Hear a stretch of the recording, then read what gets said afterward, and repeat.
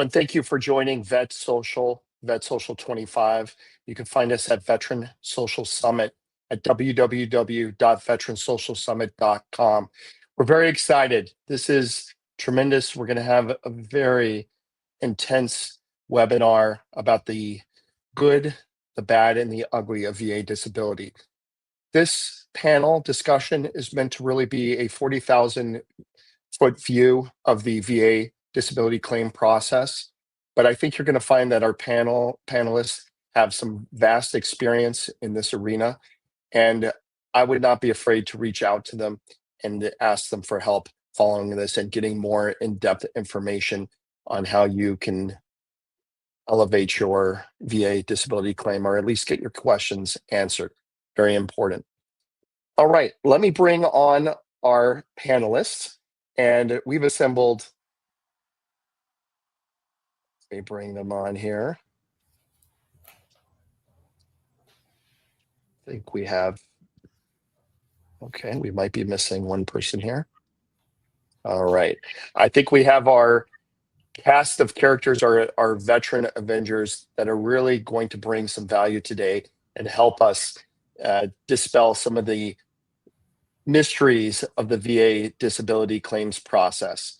So I want to go around quickly and just get a quick introduction of our panelists. And let me start with the awesome Kate Monroe. I get to introduce myself? You do. You are you've got the stage. Very good. I'm Kate Monroe. I'm the CEO of VETCOMM. I'm a Marine Corps veteran, 100% rated by the VA. I've been helping veterans get their rating since 2020. But really in the last 2 years, actually about the last 14 months, we've helped 14,000 veterans successfully make $4.3 billion in lifetime claims. So if anybody knows sort of what's going on in the veteran universe, it's this lady. I have 151 employees in 18 states serving veterans 12 hours a day, 7 days a week around the globe. So just feeling blessed to be a blessing. We absolutely love veterans and making sure that we squash all that veteran anxiety and deliver them to the VA whole and getting compensated, getting what they're owed. So that's me. Awesome. Thank you. And Dennis, you're up next. You've got the stage. Hey, how's it going, everybody? My name is Dennis Spohn. I am the founder of VeteranAI. A little bit about us. We are a AI-only company that focuses on VA disability. We've been around for not a very long time, but in the 6 months since we've been around, we've already served 10,000 plus veterans. We've saved millions of dollars in the context of nexus letters, and just other VA administration for veterans. And the big thing that my platform really brings to individual veterans is basically that access to knowledge, where before that knowledge is more or less hidden away in CFRs and other documentation. We're bringing that to the veteran directly at a very, very low cost. So awesome. And Chris, you are up next. All right. Hello, everyone. My name is Chris Whittemore. I am the MEB transition TAP counselor here aboard Fort Sam Houston. I also have created my own LLC, Care to Triumph. And I basically reach out and have people reach out to me to help them with the VA claims to avoid the pitfalls of them, hiring attorneys, getting lost in the shuffle, getting lost in the paperwork, and then unfortunately paying, thousands and thousands of dollars for, I hope this works out kind of thing. So that's, did 16 and a half years in the Marine Corps before medically retiring. So now it's just my way of kind of paying it forward and giving back a little bit. Awesome. I love that. And Kyle, you are next. All right. Thanks, Ryan. Yep. Kyle Kuciemba here. Also a Marine Corps vet. Hoorah. We got a couple of Marines here. I'm a former VSO, and I came from a background of sales as a private client banker for JP Morgan in finance. Got sick of corporate America, became a VSO to help my fellow veterans get claims approved. Eventually moved on to the no offense to big boys, I'd say Social Security, doing claims for everybody.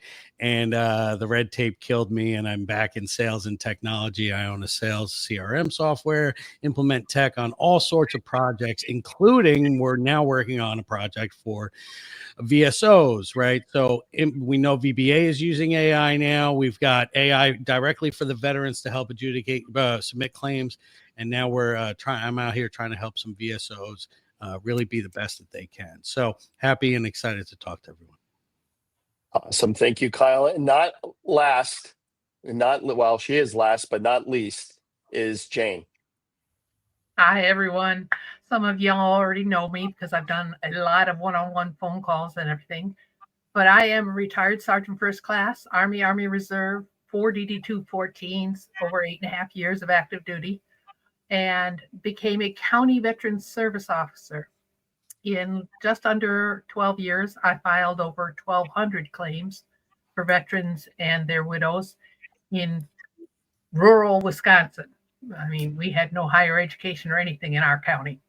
But having said that, everything I did was for free during that time, and everything I do now is strictly as a volunteer. I'm reaching and teaching every day, whether they're in Sweden, like the young man I spoke to last week, or still active duty, or the widow of a veteran that's been gone for 10 years, and I just helped her get her DIC established after she fought VA for 7 years. So reach out to me. I will post my LinkedIn account and my email. Thank you. Have a good day, everyone. Awesome. And now I want to transition over to our first question, and I'll ask this of Kate. And this just really frames our whole conversation here. And that is, what exactly is disability compensation, and who qualifies for it, and how do you help veterans with that process? Yeah, I mean, it's a great question. What is VA disability compensation? Because I think a lot of people think that it's similar to SSDI. So their perception of it is, well, I'm not disabled. I don't want to be a disabled person, so I'm not going to go after it. In reality, I like to look at it more like an insurance claim that you would make. You were injured, you delivered yourself whole to service, you came out less than whole, that delta, you are owed. Whether you feel deserving of it or not is a totally separate discussion, and I'm not here to have a therapy session with everybody, but you are owed it. So think of it like the VA is a big insurance company, and it's your job to file your claim and see what rating you get. So let's say that you have some GERD and IBS, maybe some mental health, maybe you hurt your knee and you have migraines. Those would all be separate disability claims that you would want to bring to the VA and see what rating percentage that you get. I mean, every veteran thinks that they're going to get 100%, which is just not the reality. Not everyone is going to get 100%, but here at VETCOMM, our average rating is 70% or higher in less than 4 months. So that's, pretty good. The odds are forever in your favor when you're getting help such as ours. So the disability claim really is, you're just telling the VA, hey, I went into the service whole, I came out less than whole, and I need you to pay me properly and reward me for what I gave of myself to the country. And your second question, I think, was sort of what do we do at VETCOMM? I believe that our job is to remove the anxiety from the situation, because a lot of veterans, which they're doing now, they're watching, but they're not winning, because we get this analysis paralysis thing. If you have anxiety, oftentimes you'll have a hypervigilance and perfectionism that keeps you in this state of, well, I better watch some more, and I better get some more evidence, and I better, and I better, and I better. And here at VETCOMM, we say, hey, give us what you have now. We'll tell you if it's enough. And if it's not enough, we'll help you put it together. Maybe you need to get a DBQ. Maybe you need a nexus letter. Maybe you need a buddy letter. But it's our job to make that assessment from the top of your head to the bottom of your feet, inside and out, and your mental health, and basically walk you through every step. So when you come to VETCOMM, your first step would be to have a claim review. You're going to talk to someone for free that's going to go through all your disabilities and to sort of take an inventory and say, hey, we think you're owed X, Y, and Z, and here's how long we think it'll take to get it. If they decide to enroll, we're going to get on Zoom with them so they can do it from the comfort of their own home. We're going to make their intent to file with them in unison and make sure they can get logged into va.gov. I think one of the biggest things that we do for the aging veteran population is we help them with all the tech. The tech, it can be a very daunting and bureaucratic. So we get them through that. We're going to make their claim with them online, submit all of their forms online for them, prepare them one-on-one for every exam. It's the winning recipe. You need to make a good claim, upload good evidence, and be prepared to go to war, so to speak, with that VA insurance adjuster. That's kind of what it's like when you go to these CMP exams. So I really feel like there isn't really anybody better in the space that's doing it the way we're doing it. Our competitors are charging $10,000 to $15,000 for something we're charging only $11.97 for and guaranteeing our results. So that's what we do here at VETCOMM. But I really feel like squashing veteran anxiety, and even our logo is a shield. It's meant to be out in front of you. It's like people say, Kate, you're like Lagertha. You're like a shield maiden. And I'm like, yes, I absolutely am. I'm a Marine Corps vet. I'm going to get out my shield, my sword, and I'm going to go to war with the VA on your behalf. But stop thinking that it isn't for you, or you don't deserve it, or it's for those other people. Budgets just don't work that way. You're the hero. You delivered yourself whole. Let's get you paid that delta, whatever that is, whether it's 10% or 100%. There's $170 to $4,000 a month on the line. So let's get off the bench, get out of the trench, and get going. I think that's an important point from what I'm hearing. And it's something that soldiers and veterans should understand, is that you do deserve these benefits 100%. In the Army, which is, I'm a retired Army guy, I know that if I signed for a cell phone, for example, or a laptop, and then I went and I threw that against the wall, then I would owe Uncle Sam some dollars back for that. And the same thing with us. We're GI Joes, or GI Janes in this case, literally Jane. And that's general issue. And when we go to the recruiting station, we sign, 561 XXXXX, and we're making a contract with the government. And if they break us in some form or shape, they do have to compensate us. So it's good to be able to have people that are there, the Avengers, as I alluded to earlier, that can really help out with those process. So Dennis, I'm going to move to you, and we talked a little bit about tech, but with Kate. But how does the VA determine a veteran's disability rating? What's the mystery behind the VA rating, and maybe how do you help to demystify that from your foxhole?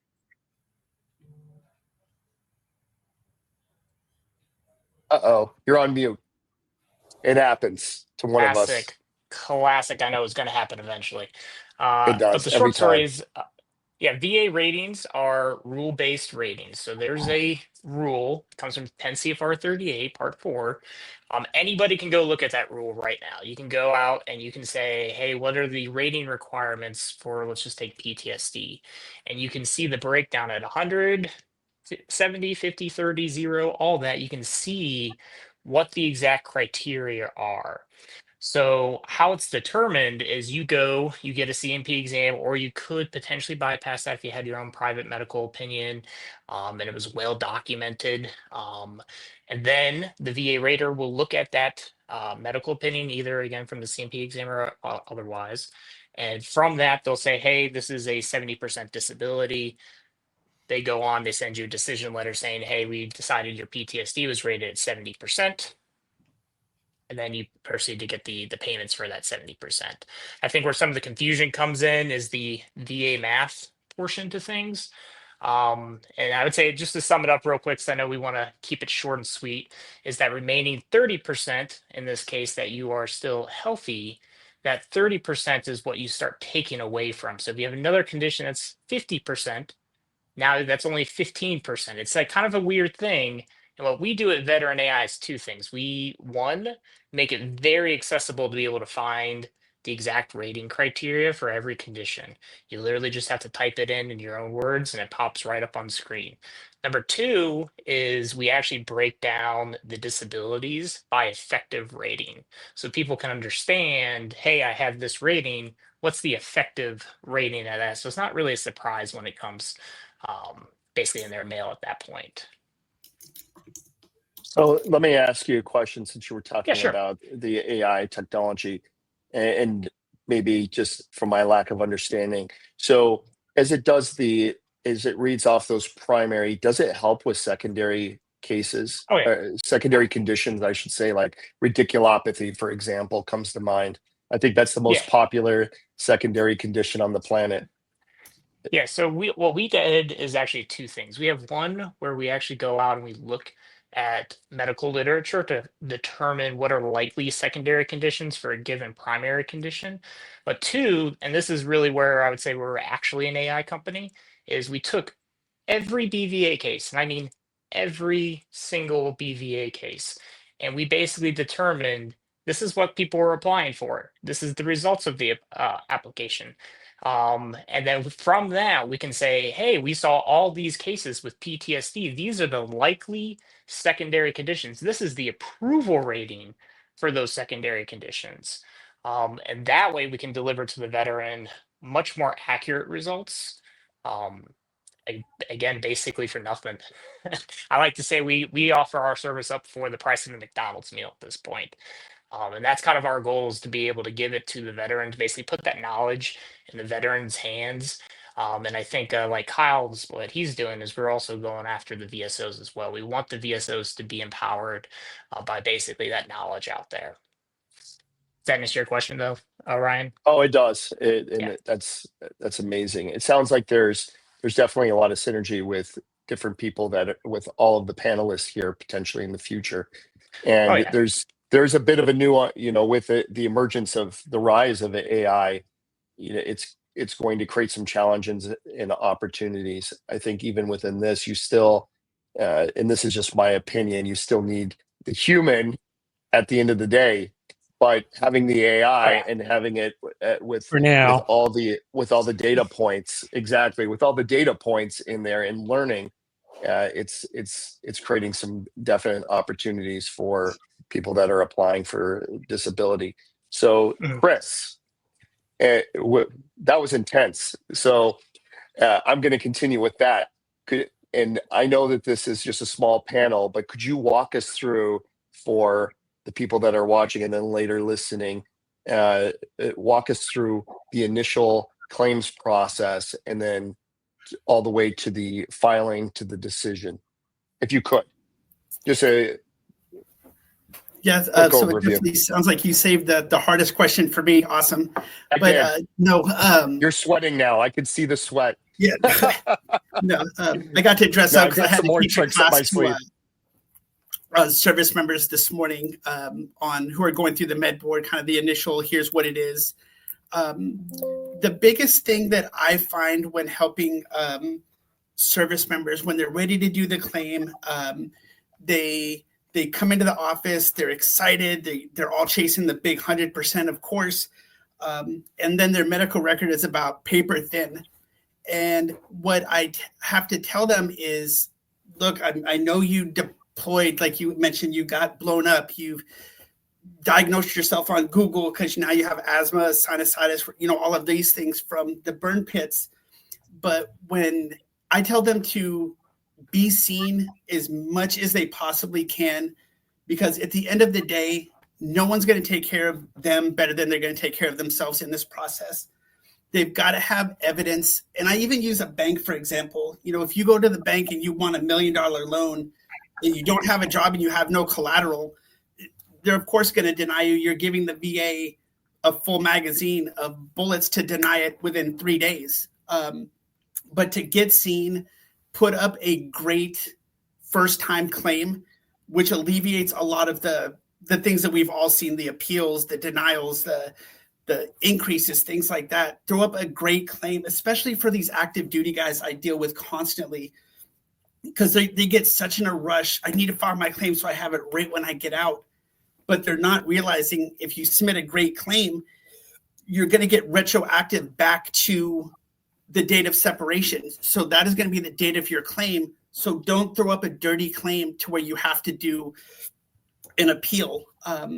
What I sometimes, now that I'm not active for a organization VSO, I help them create the va.gov, which is now login.gov, because they like to change things all the time. The claim form is going to be the 526 easy, and with the medical evidence and the right evidence, you can submit that great claim, you might come back at 100%. I've had quite a few come back, 100% disabled. And in the process, a lot of people get wrapped up in the process as well. They think the minute I submit this form, the VA is going to call me. I'm going to have my C&P exams. I'm going to, everything's going to be done within 4 months. And it's just not realistic, especially now with people buying out with their federal contracts. They're not, the less people there, the longer it's going to take to move this process along, and things like that. So it's a very long and tedious process, and you can really help yourself. I think the greatest thing you can do for yourself is be seen by a doctor, whether it's on base, off base. You need to have a diagnosis, and Google, Reddit, Facebook is not the doctors. You need to have an actual clinical diagnosis, and you'll have a lot of success. Okay, wow, I think that's true. And the Google thing rings true. I might have Googled it myself. When it comes in, I was thinking as you're talking, when it comes to the the medical retirement or the MedBoard process, PEB process, which is completely separate from the VA process, but at some point, it does meet at the top. What are some pieces of advice that you would give soldiers that are going through the MedBoard process? And actually one thing too is the MEB, PEB the same as the VA, and what's the difference? It's the MEB, especially after going through it myself, is like going through boot camp in reverse 10 years in a row. The timelines are very horrifying, because they tell them 8 months to a year. Navy, Marine Corps, it's about a year and a half to get through the whole process.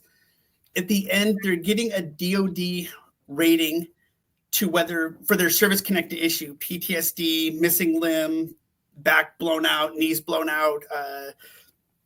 Cancers, unfortunately, is a big thing right now. And that only determines if they're medically retiring or medically separating.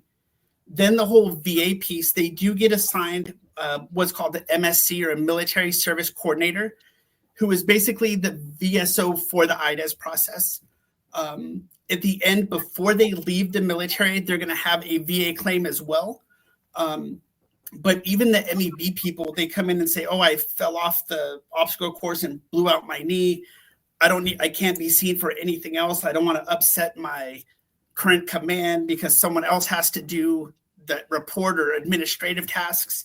And that is by far the hardest thing to get these service members, especially ones with like 20 years in. They come in and they're like, "No, I've got to work. I've got to do all of this. I don't have time to take care of myself." And that's so heartbreaking, because they're the ones who, been airborne for 30 years and they've got 30% VA rating because they just were never seen for anything. And so that's kind of the IDES process in a very Cliff Note version. I am the only MEB counselor here on JBSA Fort Sam, which makes things a little interesting. Caseload is about 150 right now, which is daunting, but I love every minute of it. Awesome. And go ahead, Kate, please. I was just going to say one quick thing. I'm actually working on legislation to lobby for people to be able, in their last 6 months, like if they apply for a SkillBridge program, that they have to let them, and that we give everybody a minimum of mental health care for the last 6 months of their exit. But I would say this: anybody watching who wants to serve in a company that's SkillBridge, that serves veterans, I have one. I have 20 current SkillBridge people working for me, and every single one of them is going to exit the service at the highest amount. One, because we're doing it, with them because they work here, but they have the time because they're working here. They're not still working for the government. So if you're watching this and you're active duty about to transition, look for a SkillBridge company, and it will radically change your exit from service. Especially if you come to our care, we'd love to have you, but just something that to be thinking about. Perfect. Yeah, Thank you. If I could throw something out as well. For sure. What's sad about the SkillBridge is like for the Marine Corps example, they've actually reduced to what they're allowed. They're only allowing them 90 days. And even Army E7 and above are down to 120 now. They've just passed this thing. So I hope the legislation gets passed, because what is 3 months really going to do for you? What is 4 months really going to do for you? It's, some companies don't even want them for 3 months. So they're losing on such a great opportunity for a transition piece. And I hope that definitely passes for sure. Okay, awesome. And Kyle, what are the most common reasons that you've seen for claim denials in your past? Yeah, poorly put together claims, lack of evidence, not understanding the basics of what we need between current diagnosis, nexus, and I've been out of the game for a while, so you guys all know what's needed. But those are the kinds of things, some of the basics, and these cases can get very complicated and complex, but the strategy level too, we all know that all VSOs are not created equally. They don't all have the same kind of experience or knowledge. Now, at higher levels, as case get passed up, if you're working under their Legion or the VFW, yes, you've got lots of skill back up there, but some of these guys in the field aren't starting with really good claims to begin with. And so those, that's what I saw. It's been a while since I did this. As I said, I kind of went on to Social Security, and you see the same kinds of things. And then you see the claimants not understanding the process, not understanding what really needs to be presented, and that this is, like Dennis said, a system of rules. We can look at it as a game. I look at it now as going to war with VBA and the bureaucracy. But now we have an opportunity, and I'm going to kind of transition away from that and into where I see this going and what's happening in the field. We are going to war with VBA. VBA is using this tech and AI to adjudicate claims. Good for them. Thank goodness someone's going to bring maybe a little bit of efficiency to these systems. I had to get out. The bureaucracy was too much. The red tape, how it destroyed our veterans, how it destroyed the community and the public with the Social Security programs and welfare and all these things that it was hurting everybody. And the bureaucracy is absurd. So now we need to take the power back and let them do their thing. But now we need to implement tools like Dennis has. Every one of these VSOs should be on some sort of tool that's going to help them put these cases together, whether it's simply the statement from the veteran, right? And look, I don't know the facts on, hey, if your statement is written all by you and it shows how difficult it is for you to communicate, yeah, that's probably really good evidence. But if it doesn't communicate everything we need in that statement, we have to write these supplementals and whatever you have to do to submit it. We need to use AI or not just AI, but tech to improve this system and present the best claims on the first go around, claims that have the evidence that make sense, because the fully developed claim process has been really helpful. If you put a good case up and they're able to adjudicate it, I know what it's like on the other side of the adjudication process, not from VBA, but on the but Social Security. If you give me a good case that has everything that I need, these people want to help you.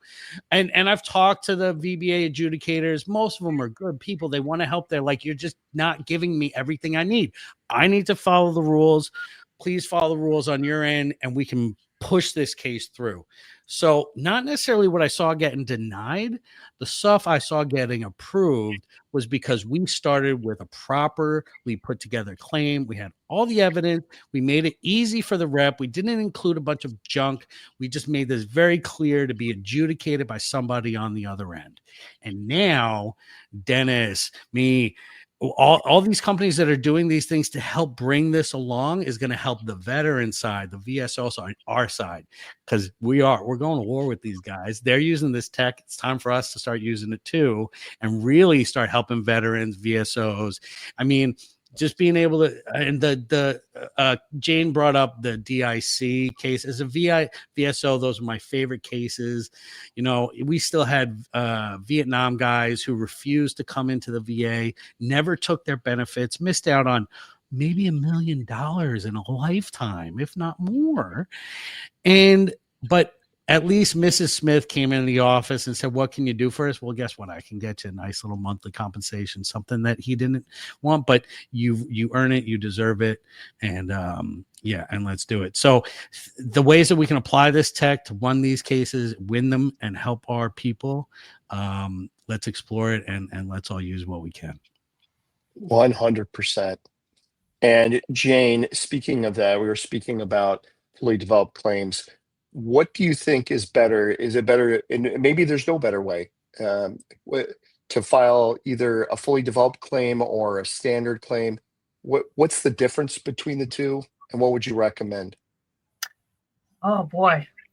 Well, basically, you're going to file an intent, and you're going to list as many things as appropriate. And this is where a good VSO or representative organization comes in. Right now, 32 states mandate that there be a veterans office in every county. The good thing about an accredited VSO is A, they're free, and B, you can fire them if they're not doing a good job. You have no legal contract with them, no obligation to pay them. So, and you have a boss usually in the same building that you can walk up to and say, hey, this guy's taking a month to call me back. Well, is it because he's a bad VSO, or is it because he has a workload and not enough staff? That's one of the reasons I was able to increase my county from myself and one part-time person to 3 people in 5 years because of our workload. But the fully developed claim means that you're going to send in one packet. If it's a presumptive illness, it's a couple hours of paperwork and that's it. Guy walks in and says, I've just been diagnosed with ALS, which most people don't know is a presumptive illness. So if you or someone you know, or the widow of a veteran that suffered with ALS, they're entitled to benefits presumptively. The VA doesn't argue. So all you really need is that 526 and the medical records showing the diagnosis. So that's an easy to develop claim. One of the tougher ones to develop is one where that widow I mentioned earlier, she had been fighting for 7 years because she kept trying to prove that her husband was Blue Water Navy. And his ship was not on the list. But I went to the National Archive, looked up his ship, did some cross-referencing, did some reading throughout that time period he was on the ship.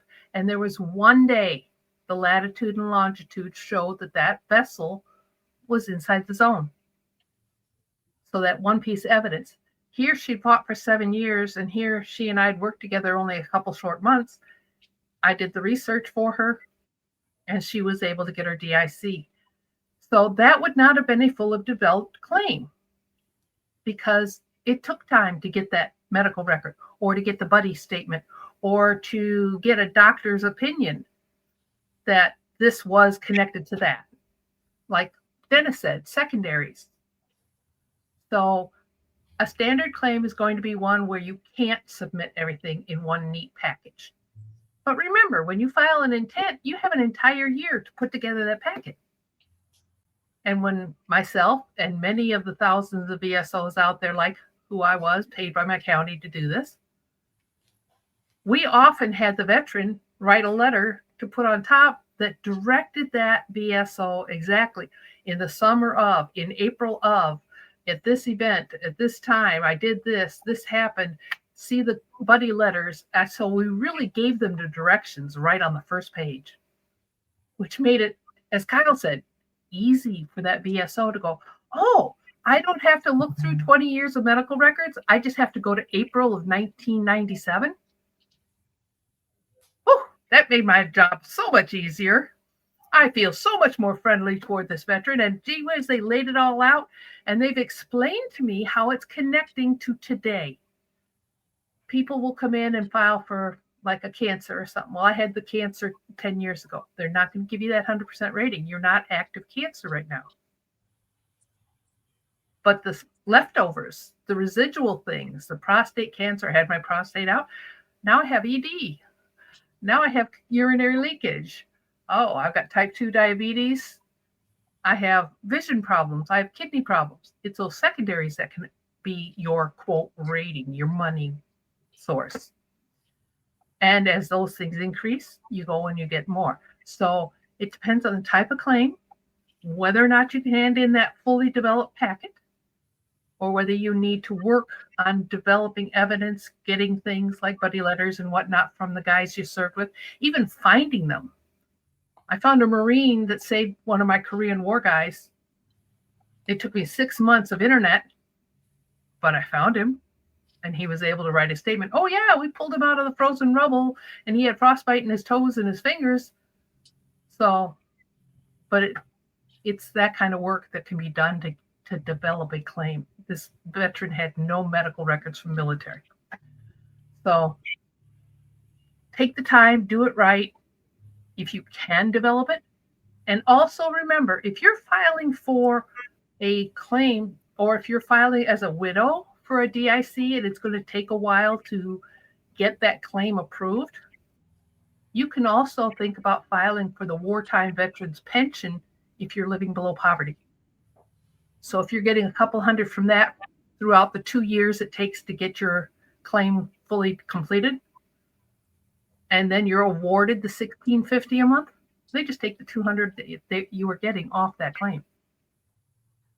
So you can kind of stack benefits up. So don't ever short yourself.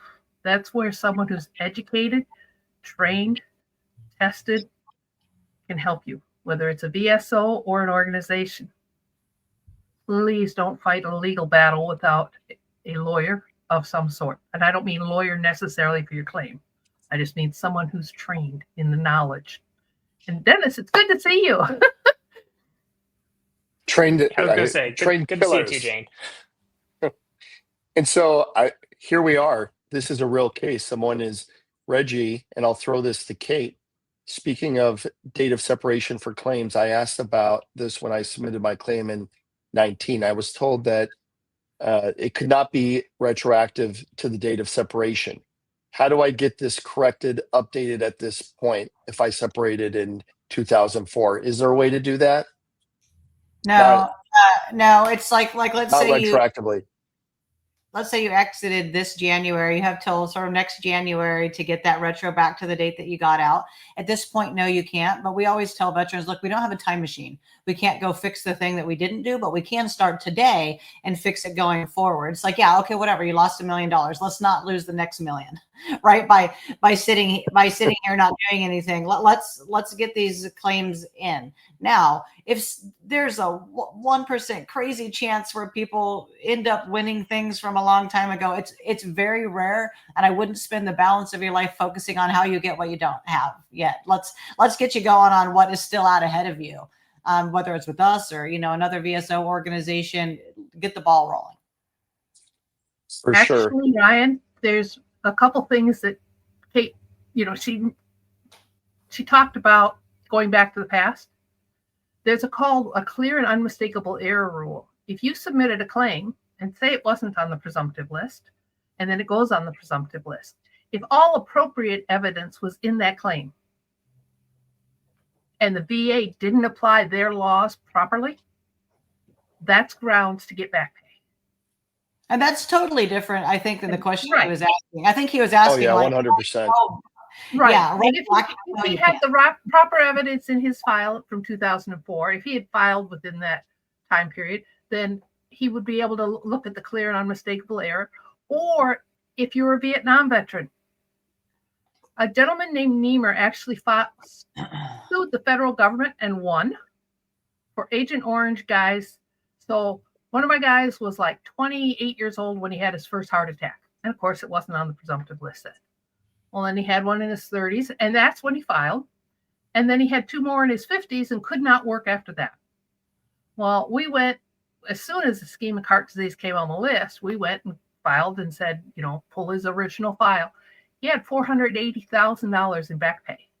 So under Niemer and under clear and unmistakable error, there are potential benefits, which is why someone who's trained in the rules and regulations is necessary, because the average veteran is never going to know those things. But before you go on, does any veteran watching, you have to really listen to what she's saying. She said he made a claim and made a claim. If you didn't make the claim, there is no error. Okay. Right. So this only applies if you made the claim. If the claim was not made, 100%. don't sit here and think like, "Ooh, I've been out for 30 years. I'm going to go ahead and make a claim now." No, it doesn't work that way. If you've made a claim and there was an error, yes, but that's not most veterans cases. Most veterans cases, I wish I could go back in time, but we just can't do it. Yeah. It's too bad that we can't. Error or the Niemer law applies. Yes. It would be great if we could go back in time for sure. And Kate, I'll throw this one to you as well. Can they take, and this comes from Robert, can they take your rating away from you? Wait, let me expand on this too, because this is, a lot of people will probably ask this.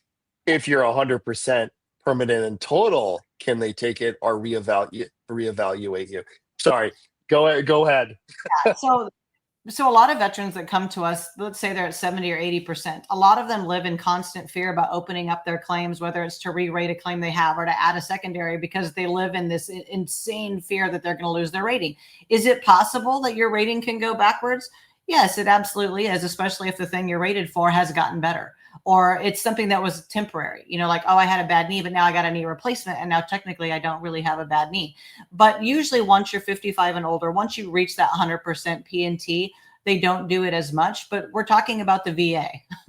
They do such crazy stuff. I would say 10% of our customers come to us because they were someone else's customer, or they did their own claim and there was an error, and now they're trying to go back on them and say, hey, it's actually not 70, you're really supposed to be 50. And we help them through that fight, either get back what they lost or get past where they're, where they were trying to go. But absolutely they can keep going back and looking at what you have. But they typically don't if the bodies of the stuff that you have are not going to get better. Like if they look at the things that you're rated for are have become static, or they're going to get worse, then they don't necessarily take the time. But if you have a bunch of things that are kind of considered these things could get better, they can take a relook, and they will. But do not live in fear of not getting what you're owed, because the VA has convinced you that you'll lose what you have. We've never lost. We've never gone backwards for a veteran. So I wouldn't worry too much about that, because you won't get what you're owed that way. I'm kind of interested to know what your thoughts are. And there's a lot of cases of this. So they already have 100% P&T, and now they want their PTSD, for example, is at a rating of 50, but they feel like that is an injustice. They want 70%. What are your thoughts on that? Don't do it once you've gotten there, because you don't want to give them an excuse, because you just said, hey, go ahead and open up my file. We don't want them to do that. Now, if you're rated at 100% P&T, but you aren't rated for something that you could pass from, and you have a family, that would be a reason to add these other things. That is fine. And we help veterans do that every day. But a veteran who, just for the principle of the matter, wants to flip their PTSD to PTSD personal trauma, we're like, nope, sorry, like, no.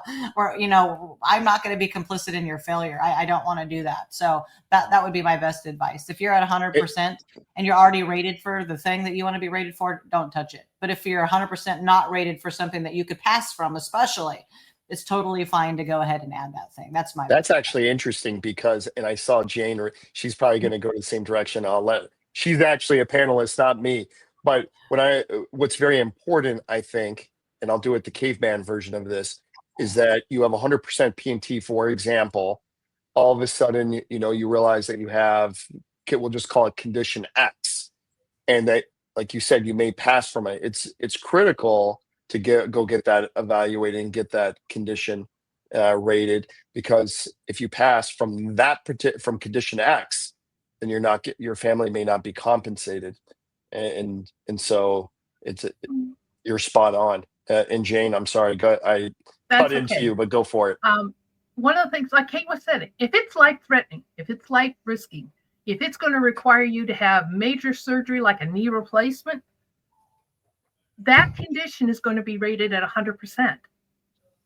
That alone, with all the rest of your service-connected stuff, if those add up to 60, there's a condition rule for 100 over 60. So that adds a few more $100 to your claim. It also might add that now you're qualified for aid and attendance. There's another $300 and some a month. And so actually, the highest veteran I had was getting paid over $5,000 a month, and that was 12 or 15 years ago. Well, So you know, Jane, stay on you. yeah, I mean, you brought up a good reason why you know, because some vets do just stop at 100, but they can qualify for more SMCs and all these other things. You brought up ED, right? And so, yeah, you definitely want to pursue those things. And obviously, we're putting up things that are legit, and we're not trying to defraud anything. Which defrauding is another reason they can open up 100% service P&T case. Fraud is not the only reason they can take you back, because if you can show VA is supposed to rate based on unmedicated. So if you're taking muscle medicine to keep you from having muscle spasms in your back, but if you stop taking that medicine and that symptom is going to come back, your condition has not improved. Yeah. And I also wanted to mention, so we mentioned the 100%, but also, oh shoot, now I'm having a brain fart. So if we're dealing with so fraud is an instance where they could take it back. We want to encourage the vets to continue to pursue if they have additional things. And that's it. I forgot my thing. I'll jump in when I bring up my next point. All right, Dennis, off to you. You've waited eagerly for this next question, I'm sure, which is, what improvements would you like to see with the VA claim system? What would you change if you were king for a day?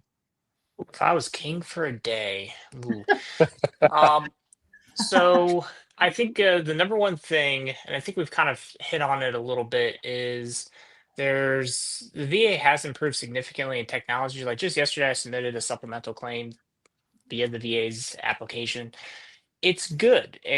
You just have to find it. And I think if I was trying to do something that is doable within a year or two, I really would make the VA system much more streamlined and easy to access. Because at the end of the day, what I really see, and this is something we're focusing very heavily on at VeteranAI, is user experience and user interface. That is something I think I would focus on heavily. Obviously, I would toss in a few other things along the lines, what my company does right now. There's no reason in the world a veteran shouldn't be able to use AI if the VA is also using AI to look and grade claims, or at least give an initial opinion on them. So those are really the two big things. Again, I really feel like, that's a very low. It's not a super expensive thing for the VA to go implement, and it would have a significant benefit to every veteran out there. Again, if they just streamlined the UI and made it very easy to access for people. Awesome. Hey, And Ryan, I want to jump in before you go move for on it. to this, because I've remembered my go for point, and it had to do with the DIC, which you guys mentioned, and the 100% permanent and total veteran, right? And adding things to make sure that we're covered for DIC in the event of the death of the veteran, right? But we also, correct me if I'm wrong, after 10 years of being permanent and total 100%, that widow is entitled regardless of cause of death, right? So then we're only worried really about something within the next 10 years. If something could come up, correct me. I want to know, because I'm not clear on this and how it's been playing out lately.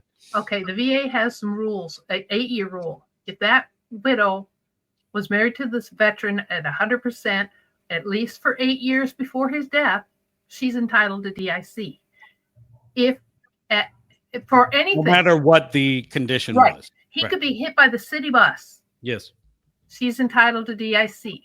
At 10 years, again, doesn't matter what he dies from, she's entitled 10 years to enhanced DIC.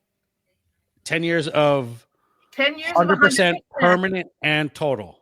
It doesn't even have to be permanent and total. If it's Just 10 100. years, 100%. For one condition. Prostate cancers and stuff like that may lead a veteran to be in 100% or just massive injuries. Yes.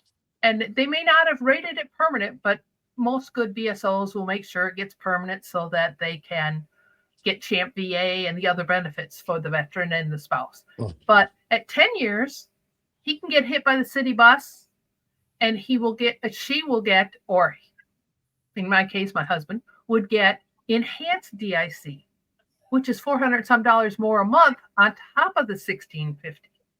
Hmm. So what's Wow. the criteria At that gets 20 her the years is enhanced? when it Don't locks get hit in, by a bus, though. and they can't change it unless they can prove fraud. Got it. What's the criteria that gets the enhanced? It's just the 10-year mark? Right. Wow. 10-year Okay, mark that's new to for- me too. And well, the widow has to be married to the veteran at least a year. Okay, yeah. And that's when it becomes, it doesn't matter what he dies from if the widow's only been married to him for, say, 2 years. Mhm. But if that widow was married to him the whole 10 years, she's entitled to the enhancement.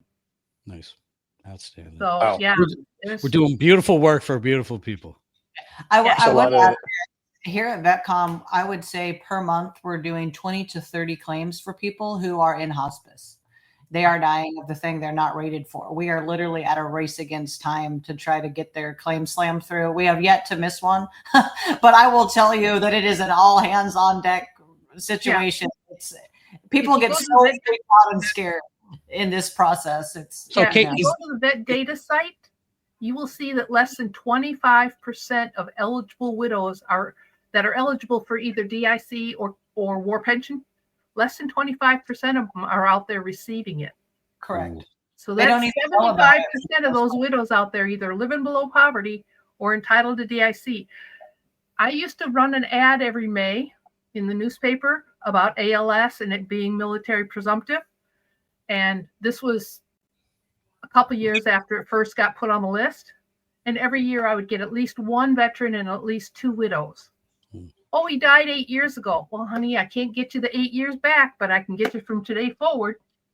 Yep. Wow. So those presumptives can be very important, especially the new ones. They just added genitalia cancer to the PACT Act. There's a lot of guys out there that passed away years ago from prostate cancer that are their widows are entitled. And you can reinstate DIC and you can reinstate pension even if you lost it for a remarriage. Or if you're over 57 and you remarry the widow, she's entitled to keep the DIC even though she's remarried. Mm-hmm. So there's all these little weird rules. That's why it's so important to have the educated people like these guys. All right. Well, we are getting close to running out of time. I'm going to ask the last question, which comes directly from our audience, from Lorenzo Martin. And I'll throw this to Chris. Can a diagnosis for mental disorder during a CMP exam while still on active duty be counted as an in-service diagnosis? This happens tough quite two hard questions back to back. That's not really right, but no. You're this happens capable. to a lot of MEB people. They'll go, and the VA is not necessarily, like during these CMP exams, are not the ones actually doing these exams. They're contracting out to QTC, VES, these other companies that are getting $500 an exam. And they, as a lot of us have said, it has to be someone who is qualified to make a diagnosis. I mean, I can tell them, hey, you've got sleep apnea, looks like you've got a third ear. But if it's not diagnosed by an actual doctor, it doesn't matter. So for this particular question, as long as the individual is qualified to make the diagnosis, and the most important thing is having it inputted into the actual medical record, not just a doctor out in town that thinks you might have something.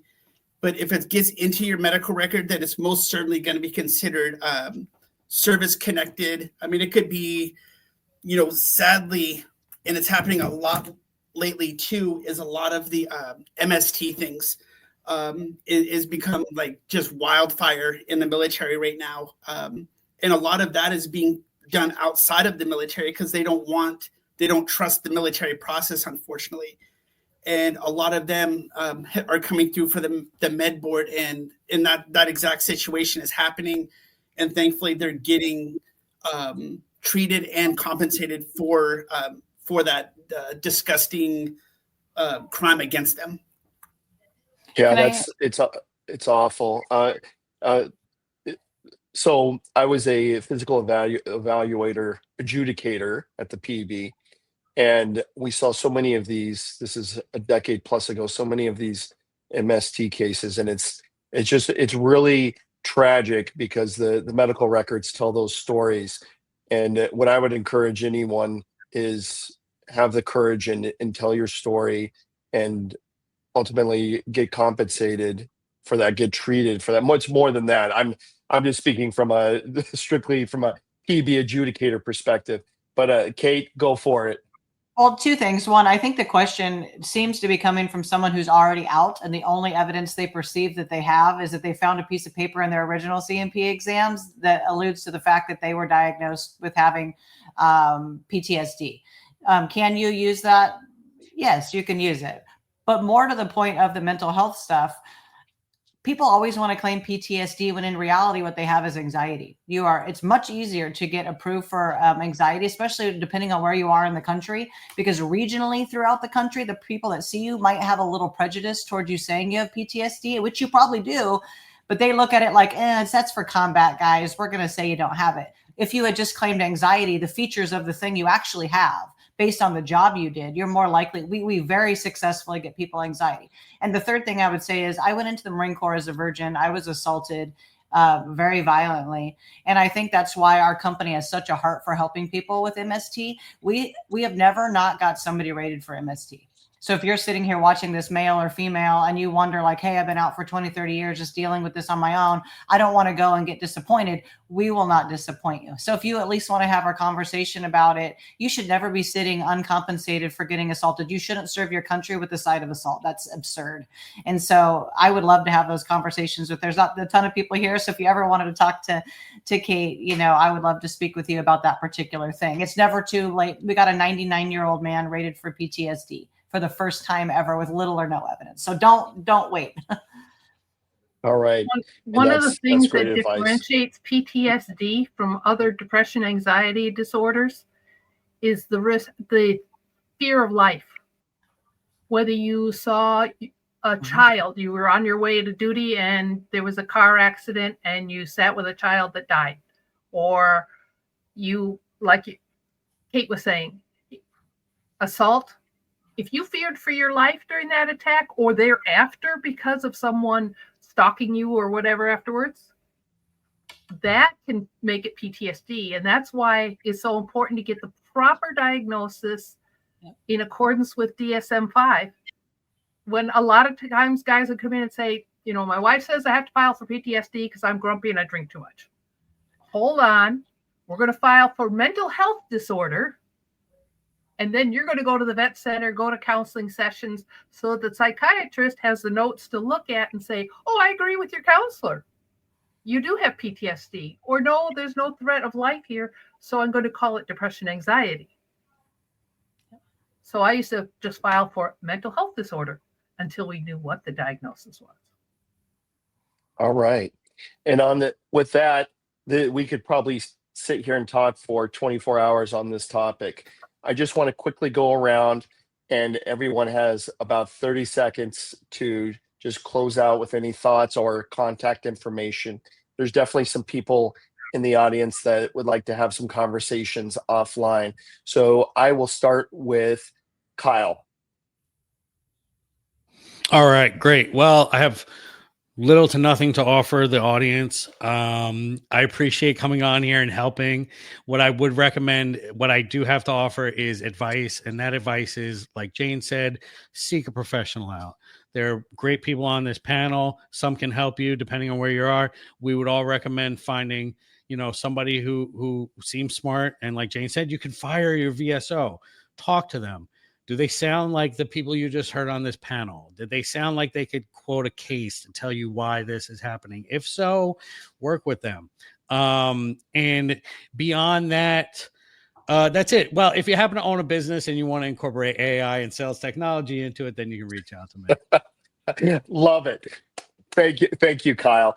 And with that, wow, Dennis, might as well go from one AI to the next. And thanks a lot. Yeah, the short story, I think like everybody said here, make sure you go out and get help. I've talked to too many people personally. It's one of the reasons I made VeteranAI, is because I didn't want to see people specifically with PTSD not putting in for the claim that they rightfully own. I literally just talked to a guy yesterday. He was my home inspector, wouldn't put in for PTSD because he said, oh, I knew what I was getting into. And again, it's a very hard thing to get over. So again, if you're watching this, please put in your VA claim. That's like the number one thing.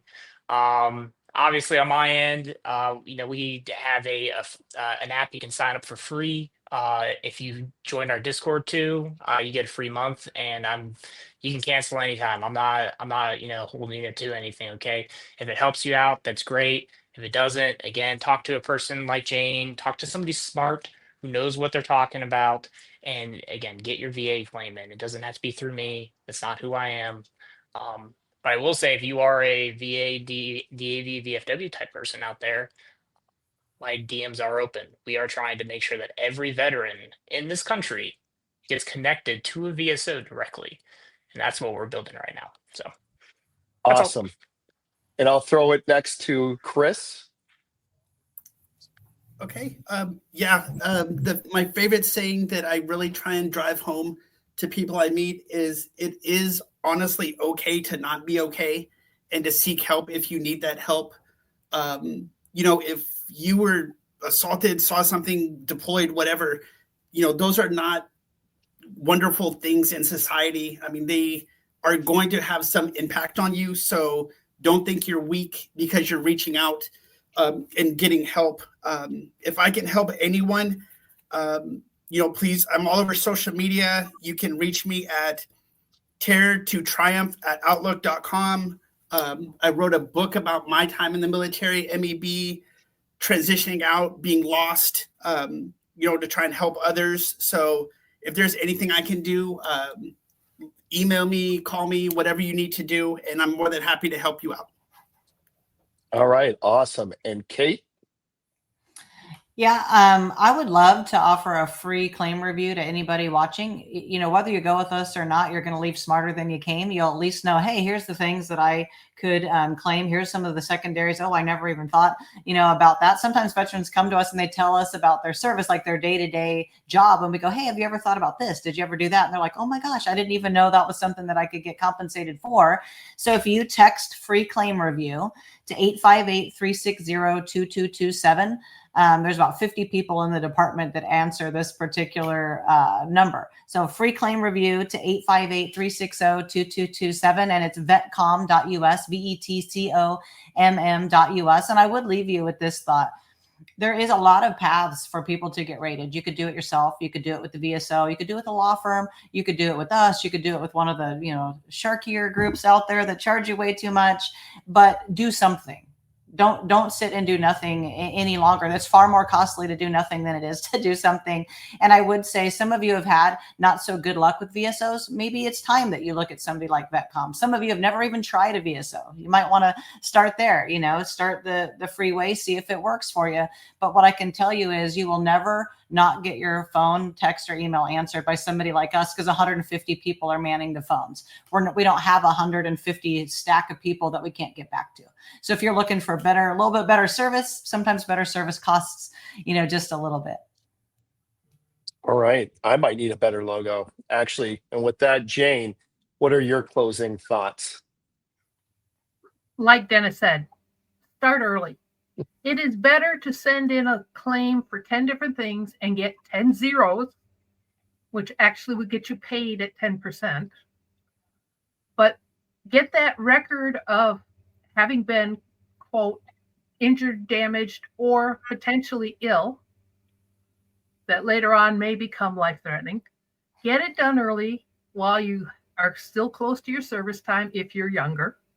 If you're older, get it set up so that your local VSO or your local claims agent knows that you exist, and they know you're married, and they know that there's family. And then if something suddenly happens to you, they can reach out to that survivor and say, we're here to support you through this claim or this service, or you're in the future, you may become eligible for. And once you have that established relationship, go back at least every 5 years. There's always something being added. If you would like copies of the current presumptive list and all that other stuff, the link to finding your accredited VSO or your claims agent or a lawyer, because yes, VA lawyers are necessary. It took a VA lawyer to help me get a guy's Agent Orange brain cancer, which still isn't on the presumptive list. It is on the PAC Act, but it's not on the presumptive list for Agent Orange. But we were able to win one, the first living veteran claim for brain cancer for Agent Orange here in the US. So sometimes, yeah, your VSO has to say to you, I need to hand you off to this lawyer or something. But that's what it took to get this veteran his claim. And 2 months later, he passed. We got his widow DIC, but it was the first living brain cancer for Agent Orange. So sometimes it's that scientific evidence that comes into play. But don't do it alone. Well, with that, thank you to all our panelists. This has really been amazing. And I believe that you all dropped some value nukes. That's a technical term. So appreciate it. I think the people that have been watching have been commenting and the value that all of you have brought. And it doesn't, to me, as I look at it now, and you've actually helped to shape the way I look at the different ways that can enable soldiers and veterans rather to get the benefits that they deserve. There's different paths to it, and these paths are all great. So with that, I want to thank our co-sponsor, which is the Institute for Veterans and Military Families, specifically the Bunker Labs program, and want to thank the panelists again. Just tremendous value. Definitely look for the other webinars that we're going to be bringing to you, and check us out at VeteranSocialSummit.com.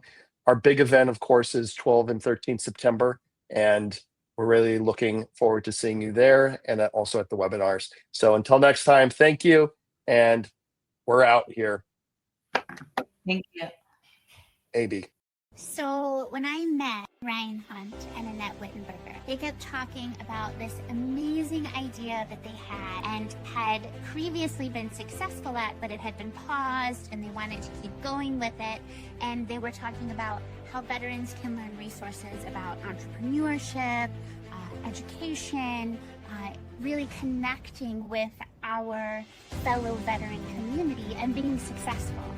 So obviously I wanted to be a part of that. And I am really excited to be a part of 2025 because we are going to have even more amazing speakers and resources